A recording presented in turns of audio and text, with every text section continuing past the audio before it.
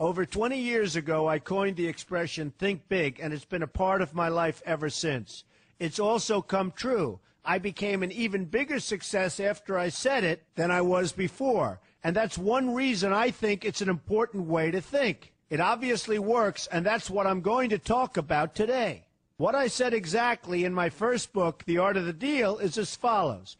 I like thinking big. I always have. To me, it's very simple. If you're going to be thinking anyway, you might as well think big. That book was a bestseller, and it's considered a business classic at this point. But I never thought those words would become bestsellers in their own right. It's an interesting point that I'm famous for two very short statements. Think big and you're fired. But let's stick to the first one for today. And I'd suggest strongly that you pay attention so that you won't have to hear the second one. Thinking big starts with the details and grows from there. Because I'm a builder, I'm very aware of the importance of having a good foundation.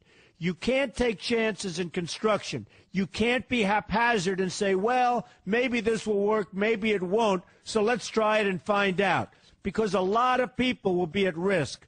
I have to know if something will work or not. Every inch has to be accounted for. In other words, thinking big starts with being thorough. So number one, be thorough. Don't count on happenstance to get you anywhere because it won't.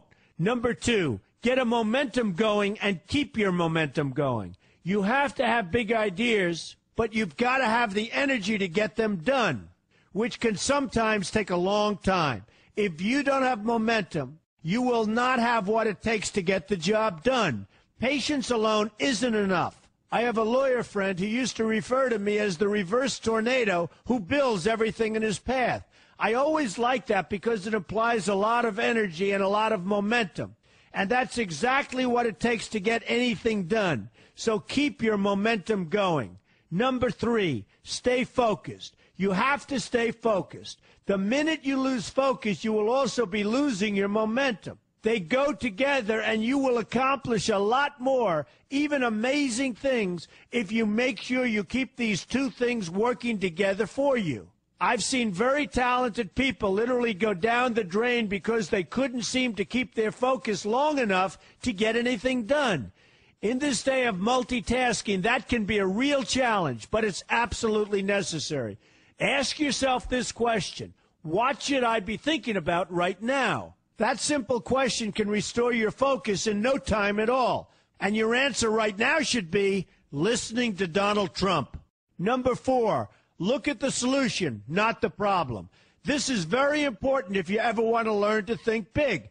And here's why. No matter what you do, you're bound to run into problems. It's just part of life, a part of business, a part of anything worth doing.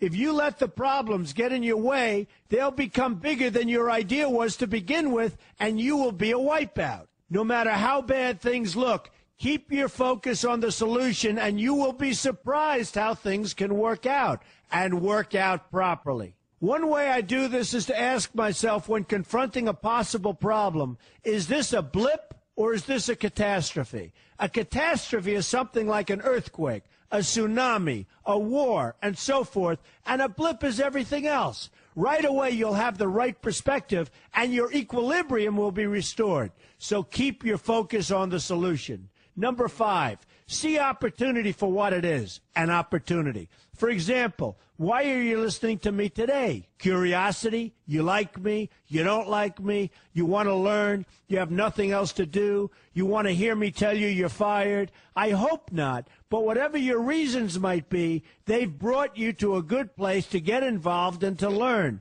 And that's an opportunity right there. People think that because I'm rich and famous that I know everything. I know a lot, but one thing I know is that I don't know everything. So I ask myself this question every day.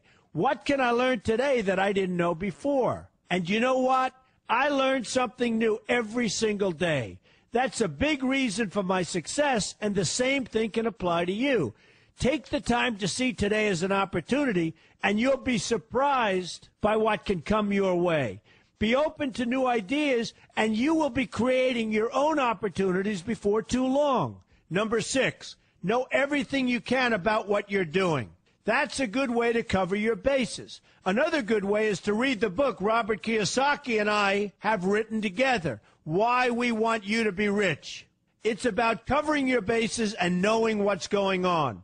I remember when some guys came in to meet with me about a great idea they had for an atrium for a building on Wall Street. It was a beautiful idea except for one thing. None of them had thought about how the building would be supported around this fabulous atrium.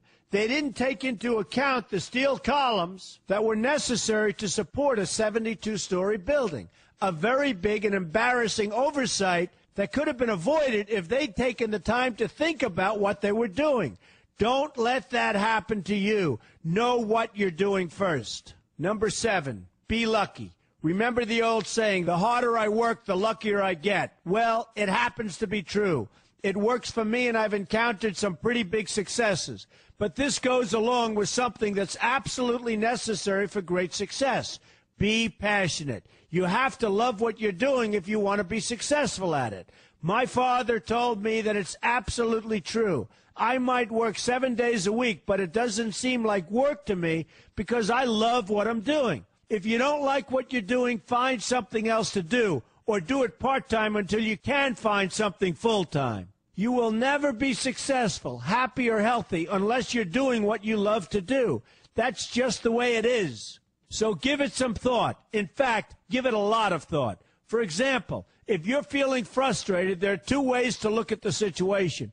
Frustration can mean that maybe you're expecting too much, or it can be an indication that you know you should be or could be doing more. Use frustration as a motivator. Use it to get where you want to go instead of staying where you don't want to be. But above all, be passionate. That's the fast track to success, no matter what your interests are. Number 8, see yourself as victorious. That can zap negativity immediately and put a positive spin on problems. I've gotten to the point where I see problems as challenges that I'll enjoy meeting and dealing with.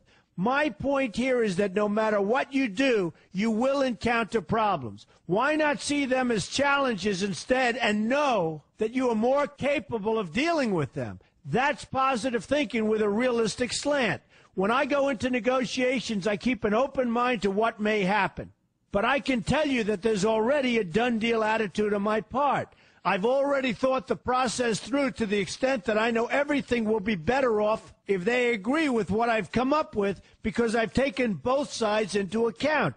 I enter the situation with a victorious attitude, and I've had enough victories to know that this attitude works. Use it. Number 9, be smart. Know that you have something unique to offer because you do use the tools that are provided for you and remain open to new ideas. That's being smart. That's also where innovation comes from. Being smart means you know how to use what you've got. That doesn't mean there's nothing left to learn, but it means that you will have the ability to learn and move forward with success. And success is very important. Success is what you want. Just be successful. Believe me, you'll be happier.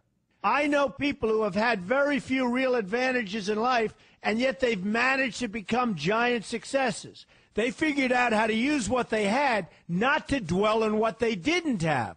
I'm convinced that everyone has something useful to offer, and if you apply yourself diligently, you'll find that you have what it takes to succeed, and you're going to be a lot happier for it.